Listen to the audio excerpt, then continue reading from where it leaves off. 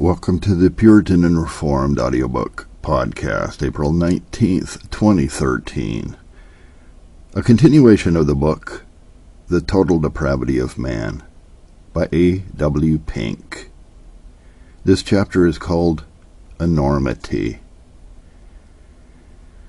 The theology of the last century has failed lamentably at two essential points, namely its teaching concerning God and its teaching concerning fallen man. As one writer expressed it, on the one hand they have not ascended high enough, on the other hand they do not descend low enough. God is infinitely greater and his dominion far more absolute and extensive than most theologians admit, and man has sunk much lower and is far more depraved than they will allow.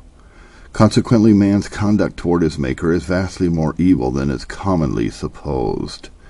Its horrible hideousness cannot really be seen except in the light supplied by Holy Writ. Sin is infinitely more vile in its nature than any of us realize. Men may acknowledge that they sin, but it appears as sin to very, very few. Sin was the original evil. Before it entered the universe, there was no evil. God saw everything that he had made, and behold, it was very good. Genesis 1, verse 31. Sin is the greatest of all evils. There is nothing in it but evil, nor can it produce anything but evil, now, in the future, forever. As soon as sin was conceived, all other evils followed. The nature of sin. We may take a survey of everything in and on the earth, and we cannot find anything so vile as sin. The basest and most contemptible thing in this world has some degree of worth in it as being the workmanship of God. But sin and its foul streams have not the least part of worth in them. Sin is wholly evil, without the least mixture of good. Vileness in the abstract, its heinousness appears in its author. He that committeth sin is of the devil, for the devil sinneth from the beginning, 1 John 3, verse 8. Sin is his trade, and he practices it incessantly. Sin's enormity is seen in what it has done to man. It has completely ruined his nature and brought him under the curse of God. Sin is the source of all our miseries. All unrighteousness and wretchedness are its fruits. There is no distress of the mind, no anguish of the heart, no pain of the body, but is due to sin. All the miseries which mankind groans under are to be ascribed to sin. It is the cause of all penalty. Thy way and thy doings have procured these things unto thee. This is thy wickedness, because it is bitter, because it reaches unto thine heart. Jeremiah 4, verse 18. Had there been no sin, there would have been no wars, no national calamities, no prisons, no hospitals, no insane asylums, no cemeteries. Yet who lays these things to heart? Sin assumes many garbs, but when it appears in its nakedness, it is seen as a black and misshapen monster. How God himself views it may be learned from the various similitudes used by the Holy Spirit to set forth its ugliness and loathsomeness. He has compared it with the greatest deformities and the most filthy and repulsive objects to be met with in this world. Sin is likened to the scum of a seething pot in which is a detestable carcass. Ezekiel 24, 10-12. The blood and pollution of a newborn child before it is washed and clothed. Ezekiel 16, 4 and 6. A dead and rotting body. Romans 7, verse 24. The noisome stench and poisonous fumes which issue from the mouth of an open sepulchre, Romans 3, verse 13. The lusts of the devil, John 8, verse 44. Putrefying sores, Isaiah 1, 5 and 6. A menstruous cloth, Isaiah 3, 22, Lamentations 1, verse 17. A canker or gangrene, 2 Timothy 2, 17. The dung of filthy creatures, Philippians 3, verse 8. The vomit of a dog and the wallowing of a sow in the mire, 2 Peter 2, verse 22. Such comparisons show us something of the vileness and horribleness of sin, yet in reality it is beyond all comparison. There is a far greater malignity in sin than is commonly supposed, even by the majority of church members. Men regard it as an infirmity and term it a human frailty or hereditary weakness, but Scripture calls it an evil thing and bitter. Jeremiah 2 verse 19. An abominable thing which God hates. Jeremiah 44 verse 4. Few people think of it thus. Rather, the majority regard it as a mere trifle, a matter of so little moment that all they have to do is cry in the hour of death, Lord, pardon me, Lord, bless me, and all will be eternally well with them. They judge sin by the opinion of the world. But what can a world which lieth in wickedness, 1 John 5 verse 19, know about God's hatred of sin? It does not matter what the world thinks, but it matters a great deal what God says about it. Others measure the guilt of sin by what conscience tells them or fails to, but conscience needs informing by the Bible. Many uncivilized tribes have put their girl babies and old people to death, and conscience did not chide them. A deadened conscience has accompanied multitudes to hell without any voice of warning. Tens of thousands of religionists see so little filth in sin that they imagine a few tears will wash away its stain. They perceive so little criminality in it that they persuade themselves that a few good works will make full reparation for it. All comparisons fail to set forth the horrible malignity and that abominable thing which God hates. We can say nothing more evil of sin than determine what it is, sin that it might appear sin. Romans 7 verse 13. Who is like unto thee, O Lord? Exodus 15 verse 11. When we say of God that he is God, we say all that can be said of him. Who is a God like unto thee? Micah 7 verse 18. We cannot say more good of him than to call him God. We cannot say more evil of sin than to say it is sin. When we have called it that, we have said all that can be said of it. When the apostle wanted a descriptive epithet for sin, he invested it with its own name, that sin by the commandment might become exceeding sinful. Romans 7 verse 13. That was the worst he could say of it, the ugliest name he could give it, just as when Hosea denounced the Ephraimites for their idolatry. So shall Bethel do unto you because of the evil of your evil. The prophet could not paint their wickedness any blacker than to double the expression. The hideousness of sin can be set forth no more impressively than in the terms used by the apostle in Romans 7 verse 13. That sin might become exceeding sinful is a very forcible expression. It reminds us of similar words used by Paul when magnifying that glory which is yet to be revealed in the saints, and with which the sufferings of this present time are not worthy to be compared, namely, a far more exceeding and eternal weight of glory. No viler name can be found for sin than its own. Andrew Fuller stated, quote, "If we speak of a treacherous person, we call him a Judas. If of Judas, we call him a devil. But if of Satan, we lack a comparison, because we can find none that is worse than himself. We must therefore say, as Christ did, when he speaketh a lie, he speaketh of his own." End quote. It was thus with the apostle, when speaking of the evil of his own heart, that sin by the commandment might become what? He wanted a name worse than its own. He could find none. He therefore unites a strong epithet to the thing itself, calling it exceeding sinful. There are four great evils in sin: the total absence of the moral image of God, the transgression of his just law, obnoxiousness to his holiness, and separation from him, entailing the presence of positive evil. Guilt cannot be measured by any human standard, the most repulsive defilement and misery inexpressible.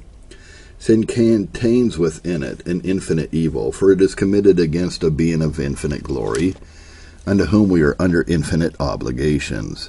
Its odiousness appears in that fearful description, filthiness and superfluity of naughtiness, James 1:21, which is an allusion to the brook Kidron, into which the garbage of the temple sacrifices and other vile things were cast, 2 Chronicles 29 verse 16. Sin's hatefulness to God is seen in his awful curse upon the workmanship of his own hands, for he would not anathematize man for a trifle.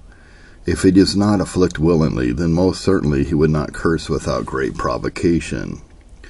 The virulence and vileness of sin can only be gauged at Calvary, where it rose to the terrible commission of deicide, the killing of a god.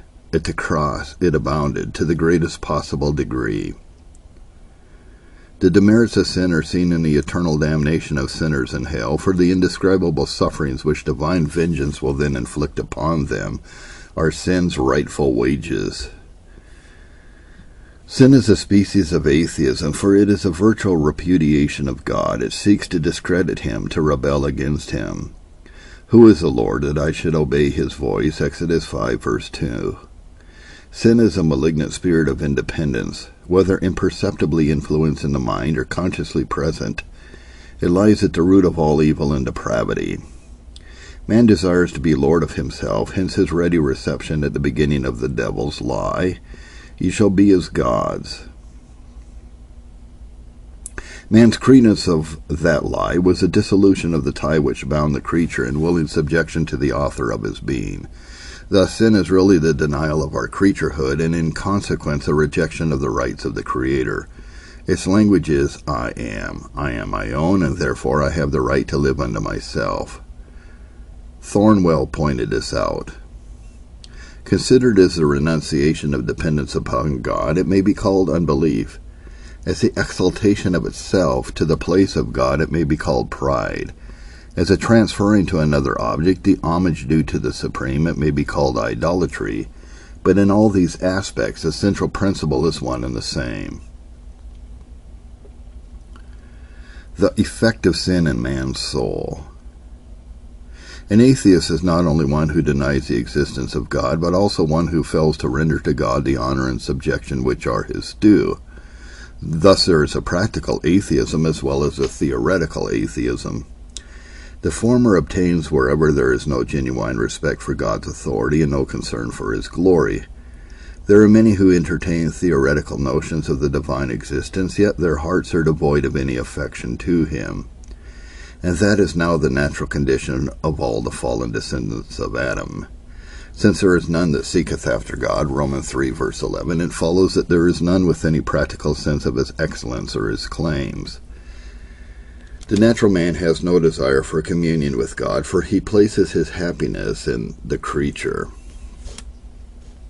He prefers everything before him and glorifies everything above him. He loves his own pleasures more than God, his wisdom being earthly, sensual, devilish. James 3, verse 15. The celestial and divine are outside his consideration.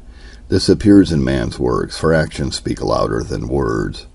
Our hearts are to be gauged by what we do, not by what we say. Our tongues may be great liars, but our deeds tell the truth, showing what we really are. How little recognized and realized is the fact that all outward impieties are the manifestations of an inward atheism. Yet this is indeed the case, as bodily sores evidence impurity of the blood, so actions demonstrate the corruption of human nature. Sin is often termed ungodliness. Behold, the Lord cometh with 10,000s of his saints to execute judgment upon all, and to convince all that are ungodly among them of all their ungodly deeds which they have ungodly committed, and of all their hard speeches which ungodly sinners have spoken against him. Jude 14 and 15. How vain is it to deny atheism in the heart when there is so much of it in the life. Here too the tree is known by its fruits. As an active and operative principle in the soul, sin is a virtual assertion not only of self-sufficiency, but also of self-supremacy. Stephen Charnock rightly pointed out, those, therefore, are more deserving of being termed atheists who acknowledge a God and walk as if there were none, than those, if there can be any such, that deny God and walk as if there were one. As all virtuous actions spring from a due acknowledgement of God, so all vicious actions rise from a lurking denial of him. He who makes no conscience of sin has no regard for the honor of God, and consequently none for his being. If by the fear of the Lord men depart from evil, Proverbs 16:6, it clearly follows that in the absence of any awe of him, they rush into evil. Every sin is an invading of the rights of God. When we transgress his laws, we repudiate his sovereignty. When we lean on our own understanding and set up reason as a guide of our actions, we despise his wisdom. When we seek happiness in gratifying our lusts, we slight his excellence and consider his goodness insufficient to satisfy our hearts. When we commit those sins in secret which we would be ashamed to do in public, we virtually deny both his omniscience and omnipresence. When we lean on the arm of flesh or put our trust in some device, we disbelieve his power. Sin is turning the back upon God, Jeremiah 32, verse 33. Kicking against him, Deuteronomy 32, verse 15, treating him with the utmost contempt. People do not like to regard themselves as practical atheists. They entertain a much better opinion of themselves than that. They pride themselves on possessing far too much intelligence to harbor so degrading an idea that there is no God. Instead, they are persuaded that creation clearly evidences a creator. But no matter what their intellectual beliefs may be, the fact remains that they are secret atheists. He who disowns the authority of God disowns his divinity. It is the unquestionable prerogative of the Most High to have dominion over his creatures, to make his will known to them, and to demand their subjection. But their breaking of his bands and their casting away of his cords, Psalm 2, verse 3, are a practical rejection of his rule over them. Practical atheism consists of utter contempt of God, conducting ourselves as though there were none infinitely above us who has an absolute right to govern us, to whom we must give a full account of all that we have done and left undone, and who will then pronounce sentence of eternal judgment upon us. The natural man gives himself that homage which is due God alone when he obtains something which makes him glitter in the eyes of the world. How happy he is! For men receive honor one of another, and seek not the honor that cometh from God only. John 5:44. They dote on their own accomplishments and acquisitions, but do not delight in the divine perfections. They think highly of themselves, but contemptuously of others.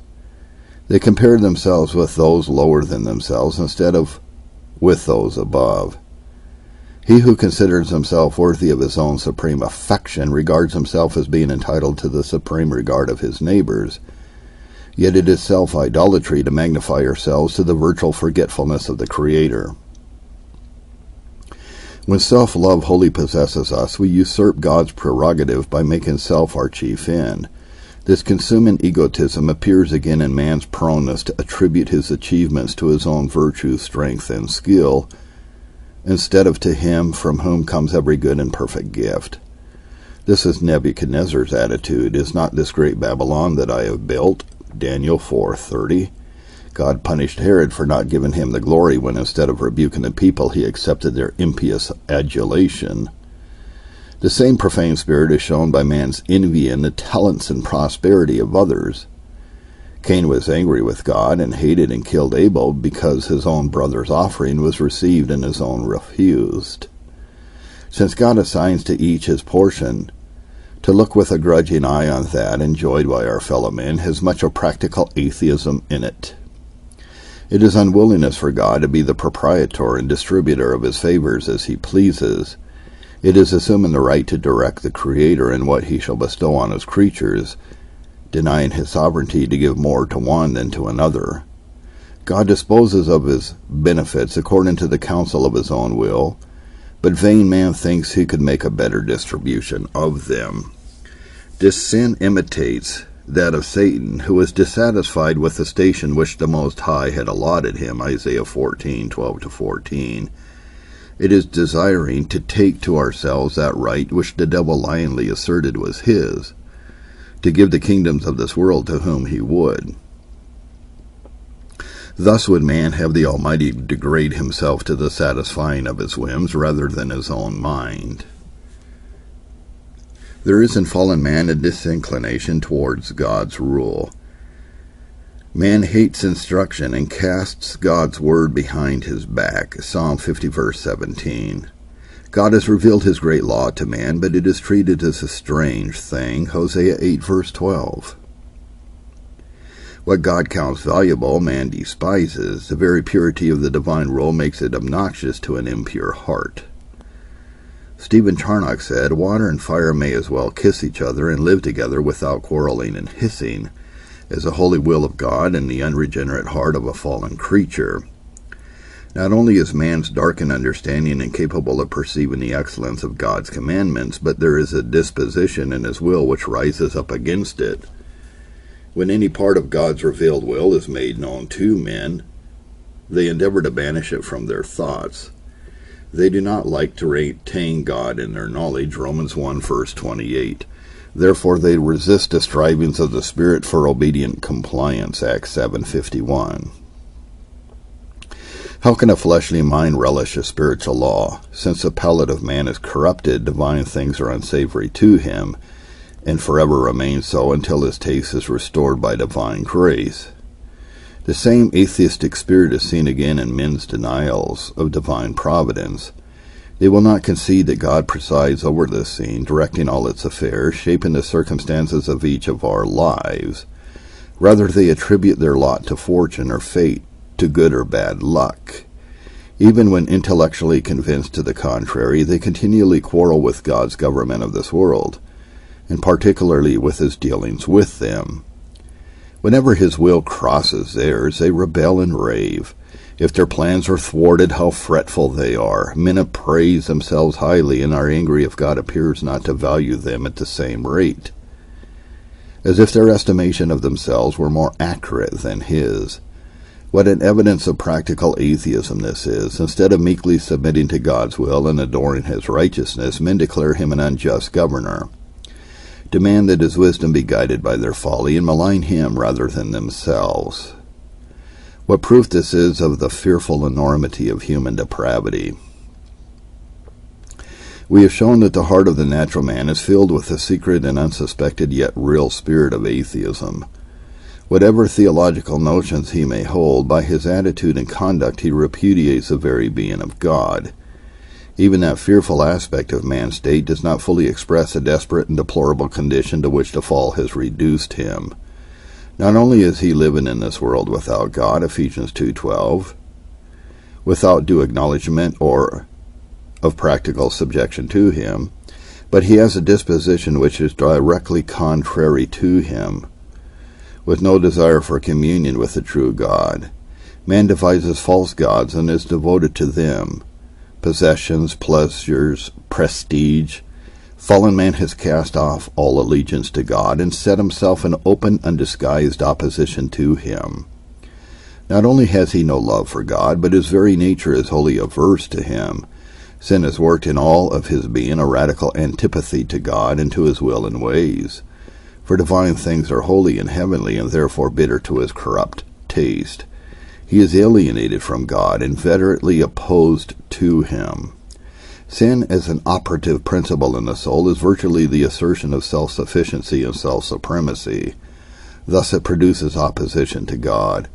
Sin is not only the negation, but the contrary of holiness. Therefore it breeds antagonism to the Holy One. He who affirms and asserts himself must deny and resist God. The divine claims are regarded as those of a rival. God is looked upon as an enemy. The carnal mind is enmity against him.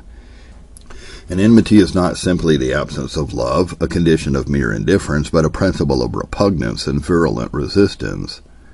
Hence, as John Owen said, quote, "Since proper formal object is God, it has, as it were, that command from Satan which the Assyrians had from their king. Fight neither with small nor great, save only with the king of Israel," end quote. That sin sets itself against. There lies the secret, the formal reason of all opposition to good, even because it relates unto God. The law of sin makes not opposition to any duty, but to God in every duty. Thus sin is nothing less than high treason against the absolute sovereignty of God.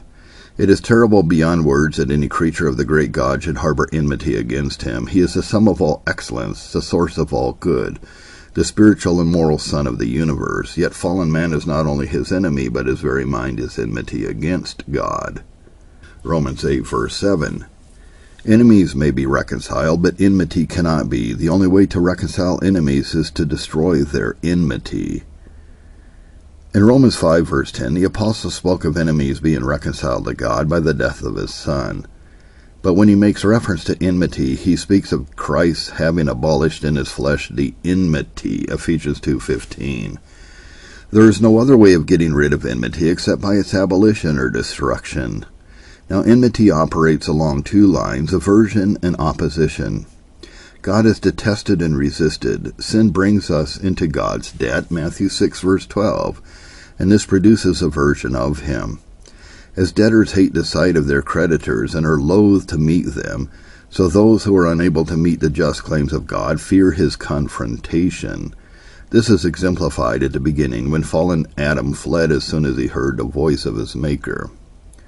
Sin is a disease which has ravished the whole of a man's being, making God obnoxious to him. As an inflamed eye cannot bear the light, the depraved heart of man cannot endure to look upon God. He has a deep-rooted and inveterate detestation of him, and therefore of everything that is of him. The more spirituality there is in anything, the more it is disliked by the natural man. That which has most of God in it is the most unpalatable to him. God says, "You have set at naught all my counsel, and would none of my reproof," Proverbs 1, verse 25. Not simply a part, but all of his revealed will was unacceptable to them. This enmity is universal in its manifestations. Not only is the unregenerate heart indisposed to all holy duties, finding them irksome and burdensome, but it hates God's law and rejects his Christ. It abuses his mercies, despises the riches of his goodness and long-suffering. It mocks his messengers, resists his spirit, flouts his word, and persecutes those who bear his image. Those at enmity with God serve his adversary the devil and are heartily in love with that world of which he is prince. Enmity against God. Enmity is a principle which expresses itself by opposition against its object. It contends with what it loathes. As in the regenerate the flesh lusts against the spirit, so in the unregenerate it fights against God. Enmity is the energy behind every sinful act. Though the interests of particular sins may be contrary to one another, they all conspire in a league against God himself. Back in 1665, an able expositor, William Jenkin, expressed it thus, quote, "Sins are in conflict with one another, covetousness and profligacy. Covetousness and intemperance agree not, but they are one in combining against the interest of God. In betraying Christ, Judas was actuated by covetousness, the high priest by envy, Pilate by popularity, but all shook hands together in the murdering of Christ, and those varied iniquities were blended together to make up one lump of enmity." End quote.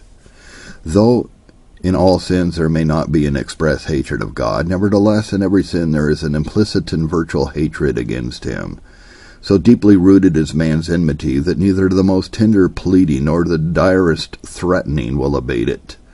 God may entreat, but men will not heed. He may chastise, but as soon as he lifts his rod, they, like Pharaoh, are as defiant as ever. The message of men's hearts and lives to God is, "Depart from us, for we desire not the knowledge of thy ways," Job 21, verse 14.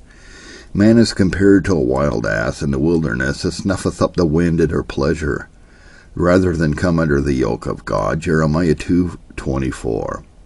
That fact was exemplified all through the long history of Israel, and the conduct of that people was a reflection and manifestation of the nature of all mankind.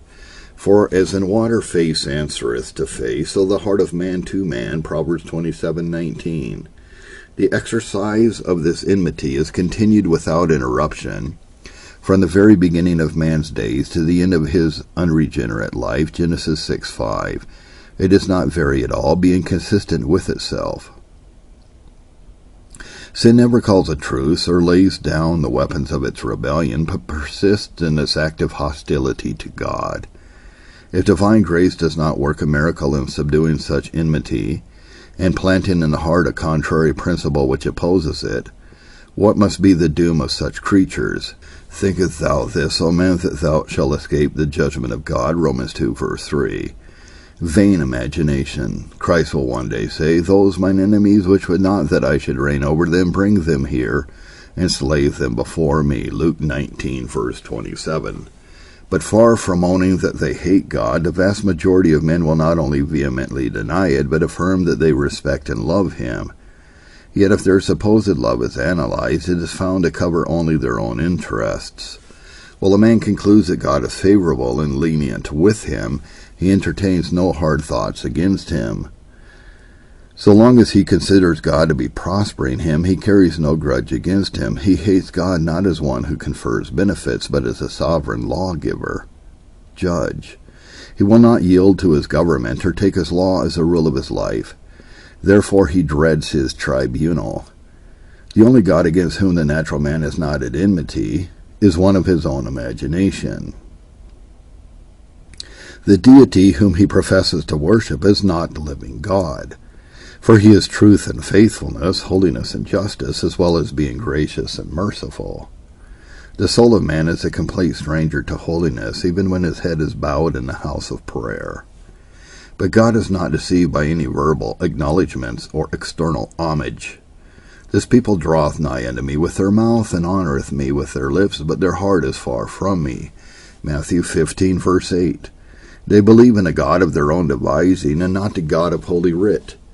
In their awful delusion, they imagine they admire God's character while refusing his Son to reign over them. This enmity against God is seen in man's insubordination to the divine law. That is a particular indictment which is made against him in Romans 8. For in proof of the statement that to be carnally minded is death, the apostle declared, the carnal mind is enmity against God. And then added by way of demonstration, it is not subject to the law of God, neither indeed can it be. It is quite evident that the final clause was not brought in by way of excuse, for that would have greatly weakened his argument, but instead to give added force to the awful fact just affirmed. A servant who does not perform his master's order may or may not be guilty of revolt. He cannot be charged with rebellion if the task assigned is altogether beyond his physical powers because of poor eyesight, the loss of a limb, or the frailty of old age. But if moral perversity, a spirit of malice and defiance, prevents the discharge of his duty, he is certainly guilty of revolt. We are told that the brothers of Joseph hated him and could not speak peaceably unto him, Genesis 37:4. Far from excusing their evil conduct, that only intensified it. They harbored so much ill will against him that they were morally incapable of treating him amicably. Such is the inability of fallen man to be in subjection to God's law. Originally made upright, created in the divine image, given a nature in perfect harmony with God's statutes, endowed with faculties, both mental and moral, which fully capacitated him to meet their requirements, he is so hostile to his Maker that he is thoroughly averse to his government. Our respect for God is judged by our conformity to his law. As love for God is to be gauged by obedience, John 14:21, so hatred of him is both measured and manifested by disobedience, Deuteronomy 5:9-10. The natural man knows that God opposes the gratification of his corrupt desires, and he hates God because his law prohibits the indulging of his lusts with that freedom and security which he covets. God commands that which he loathes and forbids what he longs after. Consequently, man's war against God is a double one, defensive and offensive. Defensively, he slights God's word, perverts his gifts, resists the overtures of his spirit, Acts 7:51. Offensively, man employs all his members and faculties as weapons of unrighteousness against God, Romans 6:13.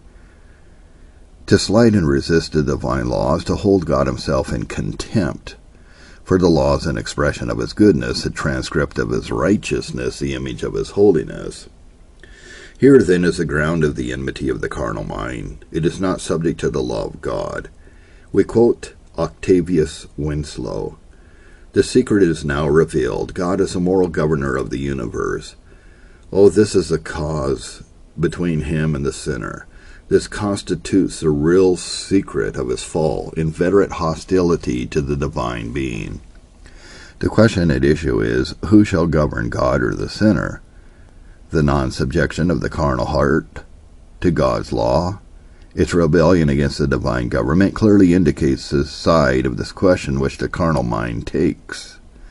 You may, my reader, succeed in reasoning yourself into the belief that God you admire, adore, and love, God is your creator and benefactor, will only feel a repugnance and manifest an opposition to him as a lawgiver. But this is impossible, in fact. However specious it may be in theory, God's nature and his office, his person and his throne, are one and inseparable. No individual can possibly be a friend to the being of God who is not equally friendly to his government. Why is a moral law offensive to the carnal mind? Because of the holiness of its nature and the strictness of its requirements. It not only takes cognizance of external actions, but it touches the very springs of action, the motives that lie concealed in the human heart." End quote. There are multitudes today, even in so-called Christian countries, who are almost totally ignorant of even the terms of God's law, so intense is the darkness that is now settled upon us. The majority of those who have been brought up under acknowledgement of the law, far from valuing such a privilege, despise it. The language of their hearts against God's faithful servants is that which Israel used of old to his prophet. "As for the word that thou hast spoken unto us, in the name of the Lord, we will not hearken unto thee," Jeremiah 44:16. They refuse to walk in his law, Psalm 78:10. They had rather be their own rulers than God's subjects. They guide themselves to destruction rather than be directed by him to blessedness. They crave unbridled liberty and will not tolerate the restraints of a command which checks them. Whatever compliance there may be for the sake of respectability to any divine precept which forbids a gross outward sin, the heart still rises up against that part of the law which requires inward purity. The more man's inward corruptions are curbed and condemned, the more he is enraged. Therefore God charges him not only with despising his judgments, but with abhorring his statutes, Leviticus 26:43. The difference there is between man and God appears in man's unwillingness that any should observe God's law. Not satisfied with being a rebel himself, man would have God left without any loyal subjects in the world. Therefore he uses both temptations and threats to induce others to follow his evil example. He paints the pleasures of sin in glowing colors and sneers at and boycotts those who have any scruples. Ordinarily, the workers of iniquity consider those who walk with God to be freaks and fools and take delight in ridiculing them, 1 Peter 4:4. It is not that the righteous have wronged the wicked in any way, but that they refuse to have fellowship with them in defying God. This is proof of their awful enmity. Not only are they themselves angry at God's laws, but they cannot bear to see anyone else respecting them. The apostle, after enumerating some of the vilest abominations, brought this indictment against the Gentiles, that they not only do the same, but have pleasure in them that do them, Romans 1:32. They delight in accomplishing the downfall of their fellow men.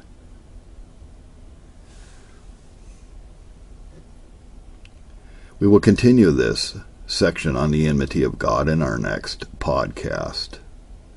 Thank you for tuning in to the Puritan and Reformed audiobook podcast. This is your narrator, Tom Sullivan.